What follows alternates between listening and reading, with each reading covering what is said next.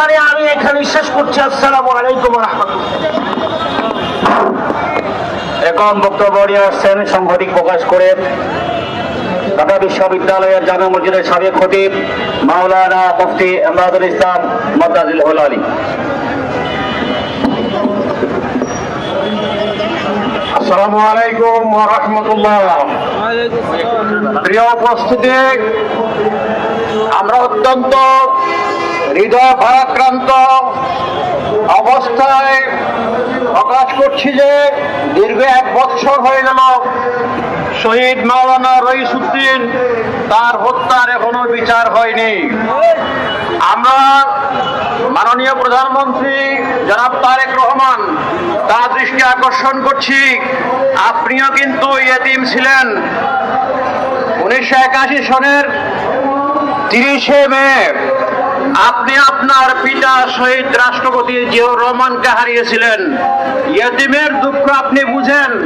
শহীদ রইসউদ্দিনের একটা ছোট্ট কন্যা সন্তান এবং তার পরিবার, তারা পিতৃহারা অবস্থায় বিচার না পেয়ে তারা অত্যন্ত কষ্টে জীবনযাপন করছে।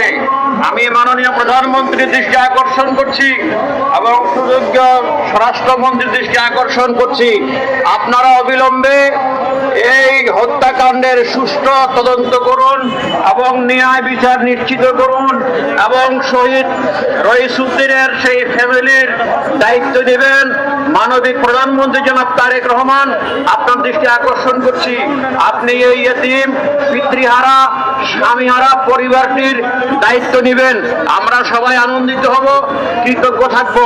আসসালামু আলাইকুম ওয়া রাহমাতুল্লাহ।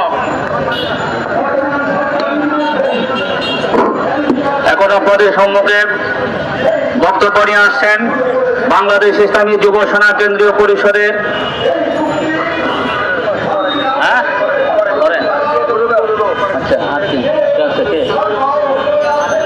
এখন আপনাদের সম্মুখে বক্তব্য নিয়ে আসছেন বাংলাদেশ ইসলামী পর কেন্দ্রীয় পরিষদের যুগ্ম সাংগঠনিক সচিব জননেতা কাজী মোহাম্মদ জসিমউদ্দিন সিদ্দিকী আশরাফী ভাই।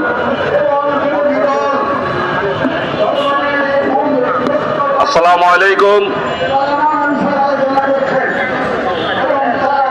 উপস্থিত সর্বস্তরের নবী প্রেমিক দেশপ্রেমিক জনতা, আপনারা জানেন আজকে আমরা কেন এখানে প্রেস ক্লাবে সমবেত হয়েছি। আমাদের প্রিয় মাওলানা ইমাম রইসউদ্দিনকে হত্যা করা হয়েছে নির্মমভাবে। আমরা তার হত্যার বিচারের